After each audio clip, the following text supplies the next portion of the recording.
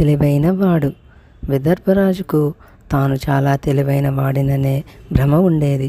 అందువల్ల ఆయన అప్పుడప్పుడు సభికుల్ని అర్థం లేని ప్రశ్నలు అడుగుతూ ఉంటాడు.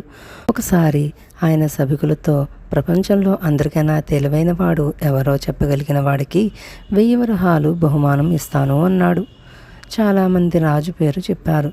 పేరు చెబితే చాలదు, ఉదాహరణలు కావాలి అన్నాడు రాజు.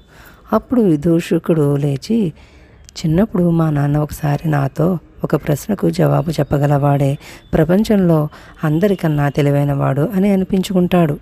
మనిషి శరీరానికి చావుంది కానీ ఆత్మకు చావు లేదురా. మనం దుస్తులు మార్చినట్టుగా ఆత్మ శరీరాన్ని మారుస్తూ ఉంటుంది. అయితే ఒక శరీరాన్ని వదిలిపెట్టిన ఆత్మ ఇంకో శరీరంలో ప్రవేశించబోయే ముందు ఎంతకాలం విశ్రాంతి తీసుకుంటుంది అన్నది మా నాన్నగారి ప్రశ్న అన్నాడు విదూషకుడు. ఈ ప్రశ్నకు ఎవరూ సమాధానం చెప్పలేకపోయారు. రాజు విదూషకుడిని జవాబు చెప్పమన్నాడు. విదూషకుడు దీనంగా ముఖం పెట్టి, మా నాన్న నాకొక్కడికే జవాబు చెప్పాడు. ఆ జవాబు మా వంశంలో వాళ్ళకు తప్ప మరెవరికి చెప్పకూడదన్న శాపం ఉన్నది. మా నాన్న జీవించి లేడు. ఇక ఆ ప్రశ్నకు జవాబు తెలిసిన వాడిని నేను ఒక్కడనే కనుక ప్రపంచంలో అందరికన్నా నేనే తెలివైన వాడిని అన్నాడు. నీకన్నా తెలివైన వాళ్ళు లేరా ప్రపంచంలో అన్నాడు.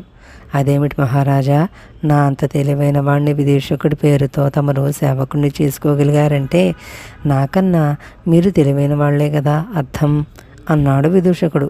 రాజు సంతోషపడి విదూషకుడిని తెలివిగల వాడి పని మెచ్చుకుని 1000 వరహాలు బహుమతి ఇచ్చాడు.